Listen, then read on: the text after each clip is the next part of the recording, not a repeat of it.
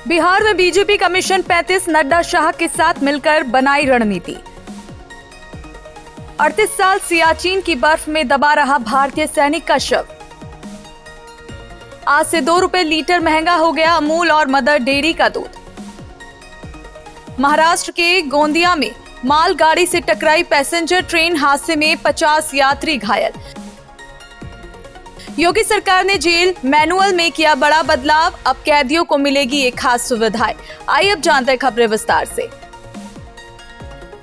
बिहार में नीतीश कुमार के एनडीए का साथ छोड़कर महागठबंधन के साथ जाने के बाद बीजेपी ने लोकसभा चुनाव 2024 में बिहार की 35 सीटों पर जीत का लक्ष्य रखा है। बीजेपी अध्यक्ष जेपी नड्डा और केंद्रीय गृह मंत्री अमित शाह की मौजूदगी में मंगलवार को हुई कोर कमेटी की बैठक में यह तय किया गया क्या आगामी चुनाव में बीजेपी के लिए यह राह आसान होगी, क्योंकि 2019 में नीतीश कुमार की पार्टी जेडीयू एनडीए के साथ थी, जो 2024 में लालू प्रसाद यादव की आरजेडी, कांग्रेस और वाम दलों के साथ मिलकर लड़ेगी। हालांकि बीजेपी नेताओं ने इसके लिए रणनीति तैयार कर ली है। 1984 में सियाचिन में भारत के ऑपरेशन मेघदूत के दौरान लांस नायक चंद्रशेखर हरबोला एक बर्फीले तूफान में फंस गए और शहीद हो गए। इस दौरान उन्हें बहुत खोजा गया। भारतीय सेना ने कई सर्च ऑपरेशन किए और घटना के कुछ समय बाद उन्हें शहीद करार दिया गया। लेकिन 13 अगस्त 2022 को पेट्रोलिंग के दौरान उनका शव सियाचिन के एक पुराने बंकर में मिल गया। उनकी पहचान उनके बैच नंबर से हुई। द्वारहाट अल्मोड़ा के हाथीगुर्द बिंता निवासी चंद्रशेखर हरबोला 19 कुमाऊं रेजिमेंट में लांस नायक थे। इधर शहीद चंद्रशेखर का पार्थिव मिलने की सूचना पर 38 साल पुराना दर्द एक बार फिर उनके परिजनों की आंखों में उतर आया। शहीद चंद्रशेखर के पार्थिव अवशेष को लेह लाया गया। सैन्य सम्मान के साथ उनके परिवारजनों को उनको समर्पित शरीर सौंपा जाएगा।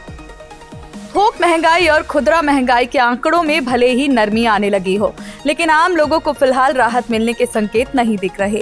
दूध ने पिछले 5 महीने के दौरान दूसरी बार दाम बढ़ाने का ऐलान किया है। दोनों डेयरी कंपनियों के पैकेट वाले दूध के दाम आज बुधवार से फिर से 2 रुपए प्रति लीटर बढ़ गए हैं। दूध लगभग सभी घरों में रोज इस्तेमाल होने वाला उत्पाद है। ऐसे में फिर से इनके दाम बढ़ने से लगभग सभी घरों के बजट पर असर पड़ना तय है।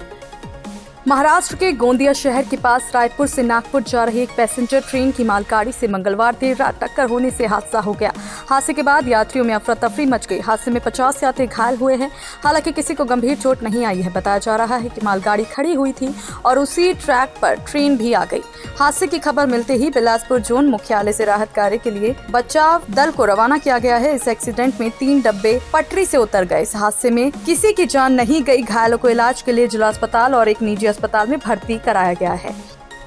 उत्तर प्रदेश की जेलों में अब बड़ा बदलाव देखने को मिलेगा। योगी सरकार ने अंग्रेजों के समय के जेल मैनुअल में बड़ा बदलाव किया है, जो 1941 में बनाया गया था। इसके तहत अब जेलों में काला पानी की सजा खत्म कर दी गई है। इसके साथ ही नए जेल मैनुअल के बाद बड़े बदलाव उत्तर प्रदेश की जेलों में देखने को मिलेंगे, जिसके तहत अब रिहाई के लिए ज्यादा इंतजार नहीं करना होगा। डिजिटल सिस्टम फास्ट सिस्टम के अंतर्गत कोर्ट से रिहाई का आदेश व ई ऑथेंटिकेटेड कॉपी को सही रिहाई कर दी जाएगी। इसके अलावा नए मैनुअल में महिलाओं के नहाने, कपड़ा धोने के लिए साबुन की व्यवस्था की गई है और सरसों के तेल की जगह नारियल तेल, बाल झड़ने के लिए शैम्पू भी दिए जाएंगे।